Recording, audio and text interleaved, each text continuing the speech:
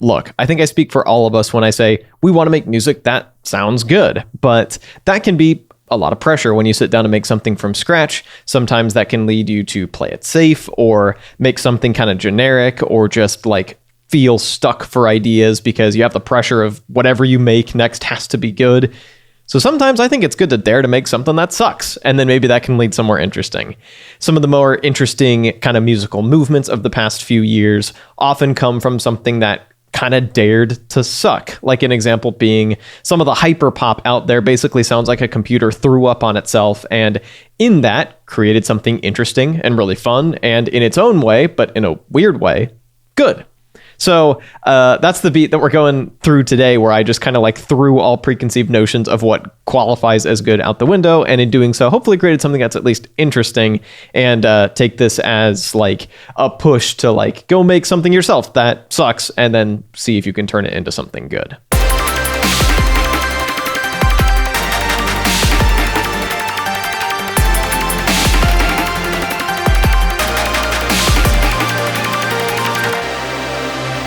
So that's the beat. Here's how we get there. I started off, as I often do, loading in a converted machine kit.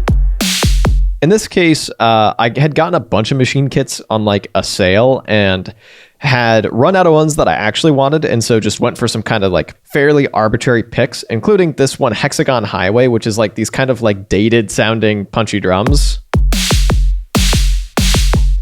And so I immediately set about just throwing in like something intentionally like a little bit random.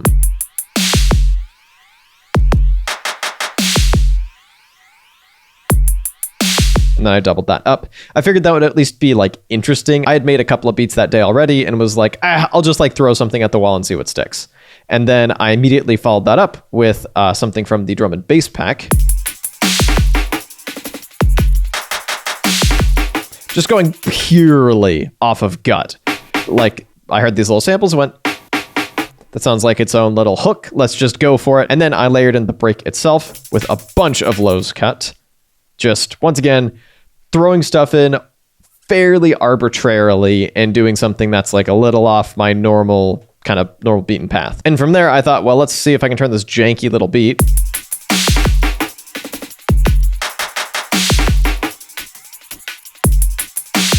It's fairly sparse. It's a little bit clunky. Let's see if we can take that and turn it into something, like anything. And so I pulled up hype and then hopped into notes and hopped into progressions.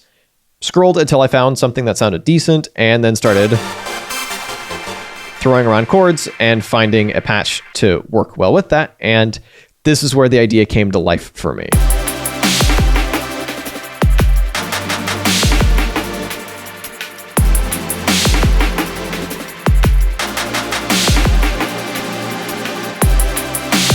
At this point, I'm like, oh, this could actually go from something kind of weird and janky to something that's maybe kind of good? I don't know. I tried to refrain from making value judgments just yet. So then I kept building.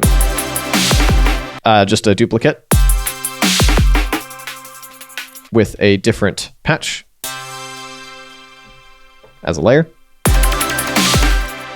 And a pretty intense ARP.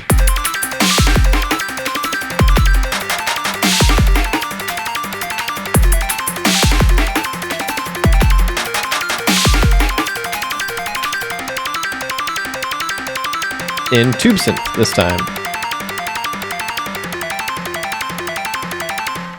And now we're getting back into some jank. Like this is kind of a lot, and it's like kind of obnoxious. But that frenetic energy is kind of what I wanted, so we keep building. And at this point,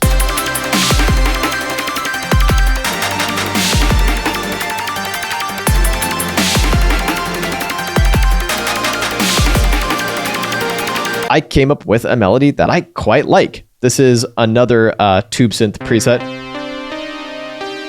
just in the same scale, but just with notes pulled up in this case.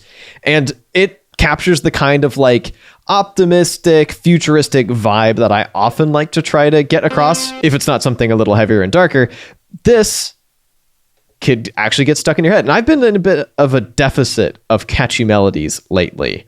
So the fact that I stumbled on one of the catchier melodies I've written recently from this process, as I think, pretty neat.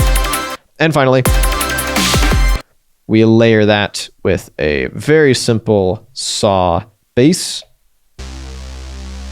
and hype. Just copying those bass notes out from the chords. And without the drums and the arp, this starts to sound like a little more traditional kind of space wave type beat.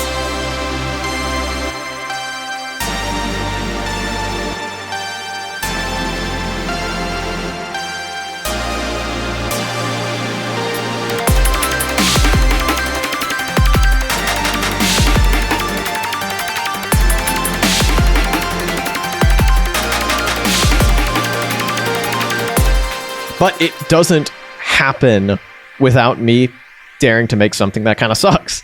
And I really like how this turned out and mostly wanted to show you this. And then hopefully you take this as the inspiration to make something a little off the beaten path. I will also note in post, because I did end up like exporting these tracks and fleshing this out into a full little 2-minute song. I took this chord here, drenched it in reverb, and then ran it through Paul X Stretch, which is a free like granular time stretching plugin. I ran it through like a few different instances of that and got all this lovely kind of ambience to play alongside the drums when just that and the drums are introduced to kind of like set the tone, set the key of the song, and make it not sound so empty.